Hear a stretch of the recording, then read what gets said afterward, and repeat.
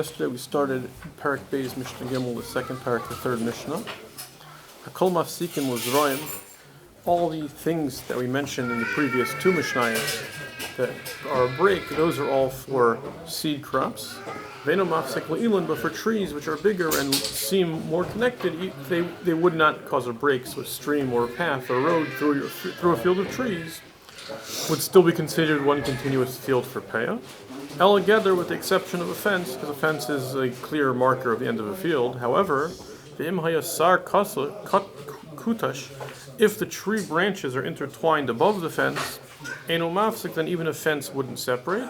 Al noisin peah l'kol, you just give peah for the whole continuous area of trees.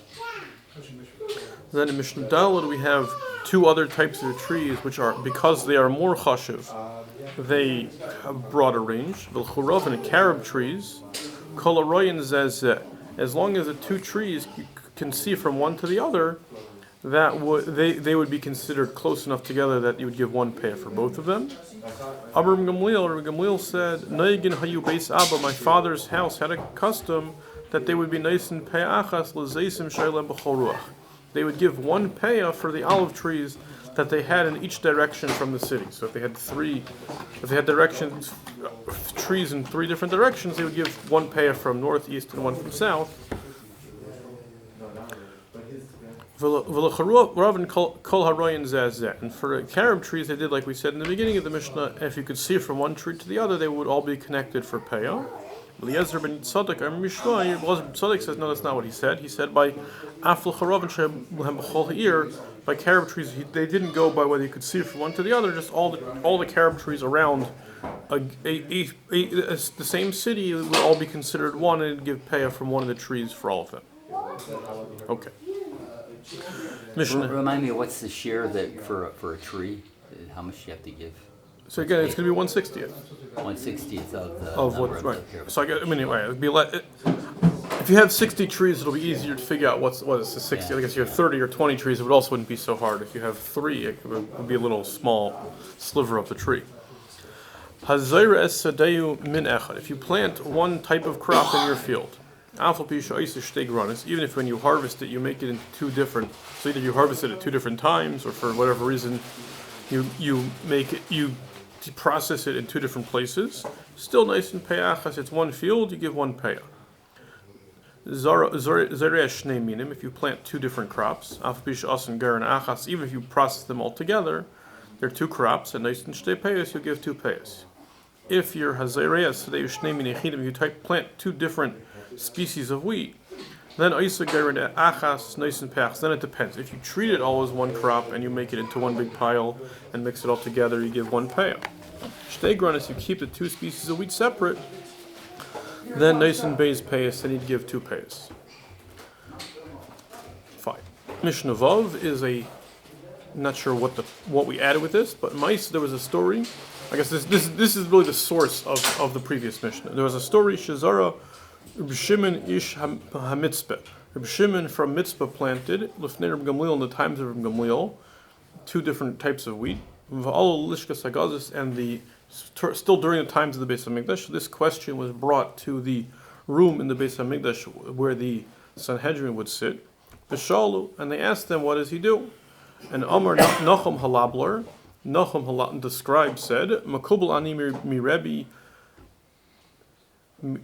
Misha, I have a tradition from Rabbi Misha, Shekiba mi Abba Shol, who got that tradition from Abba Shol, Shekiba min Hazugos, who got it from the pairs, literally the pairs, which were the transition was there was an Av Bezdin and a Nasi, so the at that point the leadership was in groups of two. Shekiba min Anavim, who go even further back from the prophets.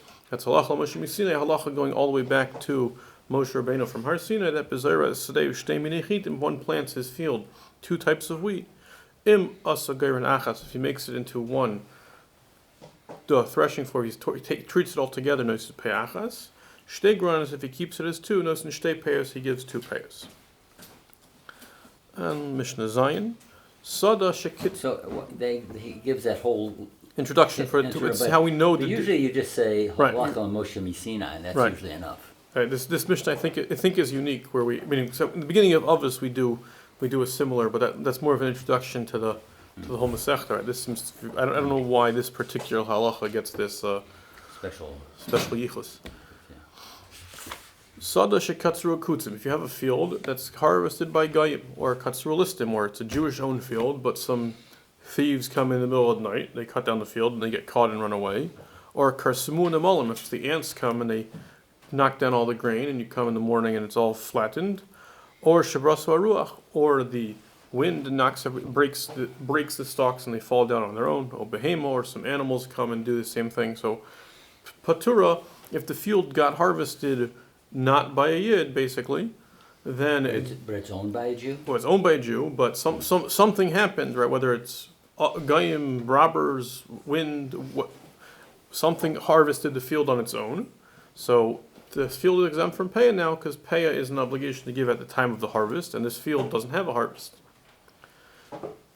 If he was katzer chetzia v'ketzru listim, he started harvesting it, and listim finished the job. So chetzia of chetzia, they harvested the second half. Are we on the next Mishnah? We're still in Zion.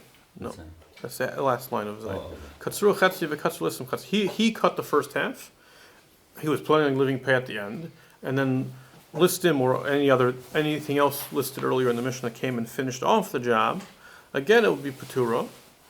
Shechayvas hapeya bekama, because the obligation to give Peah is from the standing grain, and at the end, and that here there was no end because before you got to the end, it all got harvested not by you. And finally, Mishnah Ches, katzru listim chetzia v'katzru chetzia. Let's say of the other order. The listim came and did half. They didn't finish the field, and then he came back and there was still work to do. V'katzru chetzia, and he did the second half. So then, naisin Peah mimasha katzur. So what the listim did, that's exempt because there was no harvest on that. But the remainder of the field is still a regular harvest, and he'll give Peah from what's left. And what would seem to be an exception from this is katzur chetzia u'machra chetzia. He started harvesting his field, and then in the middle he sold it to another Jew. Then that's not like the beginning of the Mishnah. You don't just say that he gives Peah from the second half. Rather, the buyer has to give Peah for the entire field. And they explain because the understanding is, when I sold it to you, I had an obligation to leave some Peah at the end. So I was not selling you that much of it, and you should understand that you're going to have to leave that and give more for what's left. Katzer chetzer v'hikdish chetzer, he harvested half, and then he made the field hektish. Hapoidim min hagizber hunaisen Peah l'kol. It's the same idea. If you redeem it from whoever redeems it from hektish, it's like they bought it, and they're going to have to give Peah for the whole thing because again, there was the understanding that there's an obligation of Peah in there. So hektish never really owned that. So whoever bought it still has that obligation of Peah for the first half, and they're going to have to give their own Peah for the second half. Okay, we'll go over these again tomorrow.